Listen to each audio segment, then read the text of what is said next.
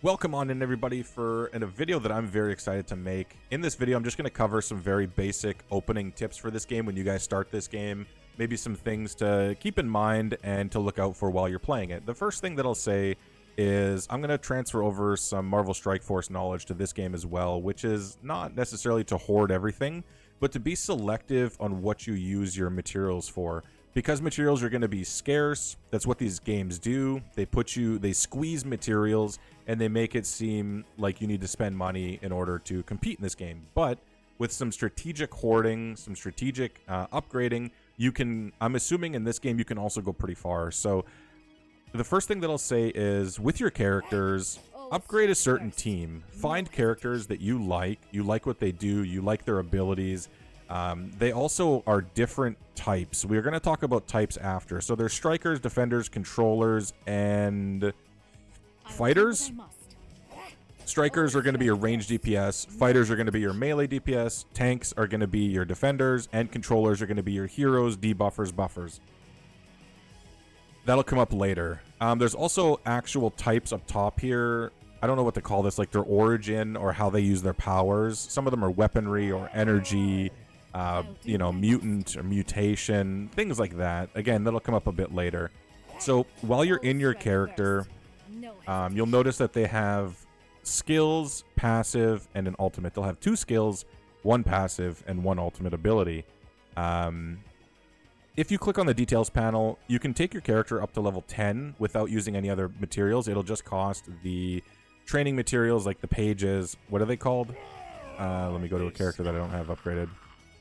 The tactic report. It'll cost the tactic report and the Mysterium coin. Once you hit level 10, you're going to have to ascend characters. And basically what this means is you're going to need a separate material in order to take them up from level 10 to level 20. Cornelius Lion, thank you for the follow. Appreciate it. Welcome on in.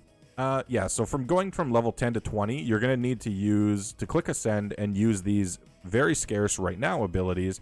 I'll show you where to get these later. For now, you're just going to use this. It's going to be able to take your character up. You'll level up your abilities a little bit and then gain a few stats here, but they're just overall going to be better. That's how you keep increasing. Even if your player level is above level 10, the only way to take them above level 10 is to use those abilities. Sorry, to use those materials. So use them wisely. Again, pick a team, pick different classes, different kinds of characters, but pick a team. You're not going to be able to unlock everybody and upgrade everybody at once. Maybe you can do it over time, but the goal is to keep your characters in line with your player level. Therefore, your characters will be as strong as they can be. Now, some characters are better than others at certain challenges, whether they're single-focused DPS or they're AoE damage. Those missions will tell you, and you can upgrade accordingly to those. Where to find all this stuff? So if you go into the Dreamscape, basically Rune Raid is going to be your skill upgrades. So these are based on the type of character that they are. So this is, on the side here, you can see the different types, right? There's mutation, and then it gives you the mutation Nornstone. If you go to weaponry, it'll give you the weaponry Nornstone. So you're going to have to go through, and based on which characters you're using, use your energy and fight these challenges. Obviously, the recommended level 13, so you're probably going to have to ascend your characters first, at least once, and then you can go into these challenges. You're also going to want to... speaking of ascension, what you're going to want to do is go into Treasure Hunt and go by the types of characters, the class of characters, right? So we got Striker here, which is, again, the ranged DPS characters, and it shows you at the bottom of the screen here. I'm in the way. Let me slide out of the way real quick. It shows you the characters that are recommended for the mission. So you see that I have Misty Knight and Lady Bullseye for Striker, and then for tanks, all I have is Hulk. Controller, all I have is Sleepwalker, and then for fighters, I've actually got 3 of them, so we can go into the fighter one pretty easily, but I don't have them leveled up, so the only way to ascend a character is to use these specific materials. The last thing that I'll show you guys is to make sure, in Battle Bonanza, this is where you're going to farm your training materials, your tactic reports, and your gold. I forget what that's called again, the Mysterium coin. So if you're short on Mysterium coin or the tactic reports to level up your characters, go into the Battle Bonanza and then select the level that you want to fight it at. Obviously required level 18. I'm not level 18. It's not unlocked. So I'll have to do level 1 first and just keep fighting it. You can also change the number of times that you do it, so you can change the number of rewards that you get from that. So you don't have to just keep playing it one by one. There's one more thing that I want to show you, and I'm going to cut to that next, but I have to find it because I don't remember where it is. Alright, so the next thing that I wanted to show you guys, and just make sure that you're aware of this, and it'll show you in the tutorial, but I wanted to emphasize the importance on this, is Explore. So it's in the game type here. So if you're on your home screen, just click on the drop-down menu, the little burger there, and then click on Explore, and it'll take you to this menu. Basically, you're going to see a bunch of menu options here, different missions, and different required characters. So if you click Quick Explore, it'll fill the type of characters automatically there. You're going to get extra rewards. You can do this with anybody, but you're going to get extra rewards for filling out the specific called upon origin, let's call it. I'm not sure what that is, but you see here, I don't fill either of these. I don't have a mutant and I don't have a weaponry. So I can send this to go out there and explore, but make sure that you're doing these and actually taking advantage of it, because you're going to set it for hours and hours and hours, and then you're going to come back and claim the reward. So this is just something passively that can happen in the background. That you can claim, looks like daily. You can also refresh them down here too if you want different missions. It looks like I haven't done that yet, but it looks like that's what that button's for.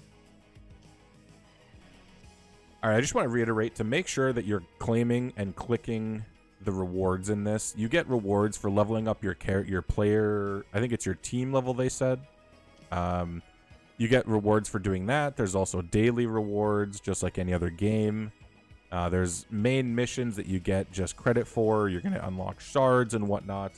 You're going to be able to level up your character. So if you're familiar with other games where you get more versions of that character and put them towards leveling up that character, this game also has that. It looks like it's a 5-star or 5 shard maximum right now. So when you get duplicates of that character, you're going to be able to put them towards this character. But I haven't unlocked that yet. You don't unlock that till level 30. So Evolution doesn't unlock until level 30. Soul Saga is another one where it allows you to customize your character a little bit more. And what I mean by that is you can choose whether to... You get these shards, right? The Lady Bullseye shards. Once I get 2 of them, I can choose to either go Heart 1 or Mind 1. So defeating an enemy with Ninja Nightmare grants Lady Bullseye 100 ultimate energy, which seems crazy. Using Shadow Assassin restores 25% of lost HP. So if you want to make her a little bit more self-sustaining, you can go into Mind. I'll probably go into Heart because she's a DPS character. I want her to continue her DPS output. So that's it for characters. Just be mindful of what you're spending. I can't say that enough. Be mindful of what you're spending and who you're upgrading, and you know what the overlap is going to be. Alright, so some of the questions I get asked on Marvel Strike Force is, what's the best bang for buck? If I was to come to the game and spend $20, $30, $50, $100, whatever the amount is, what's the best bang for the buck? And every game, generally the Battle Pass is the best bang for buck. This Battle Pass looks okay. I still don't really understand what some of this stuff does, but I would trust that this Battle Pass is good. You don't have to buy it right away, so you can just play normally, unlock the free track, and if you're into the game, you're enjoying it, and you want to unlock all these additional rewards, because it does look like a lot of rewards on the bottom track. It's $13.99 Canadian, so translate that into whatever your currency is, and then determine if it's worth $14. And it looks like it is, honestly, at a first glance. It looks like you get a lot of extra rewards. There's no character shards in here that I see. See, I'm not sure what this means. So like 2-star highlight from Great Responsibilities, Great Minds, Time Walkies, and I don't know what that means. I have no idea. So it's a lack of experience in the game, but I would generally trust that the Battle Pass is the way to go if you're going to spend money. Obviously, there are cheaper deals. There's $2.99 deals. There's certain character offers that you get offered when you just start the game. You know, $1.39 for Angela pack. You unlock her at 2 crystal, 2-star. So, again, it's depending on your own comfortability with spending money on a mobile game. Alright everybody, thanks for checking out my first video on Marvel Mystic Mayhem. There wasn't a ton of info in this, but I'm also just learning the game. I'm going to be putting out a lot more informational videos, trying to optimize the game as best as possible. Again, my theory or just my strategy in Marvel Strike Force is build a tall roster and not a wide roster, right? So you can focus your resources, not run out, compete with the best, use the best characters, the meta, etc. So I'll be putting out more videos here, covering some of the harder missions, challenges, things like that, maybe the strategy that goes into it. But thanks for checking out the video. Like, comment, subscribe, all that nonsense, and I'll see you guys in the next video. Bye for now.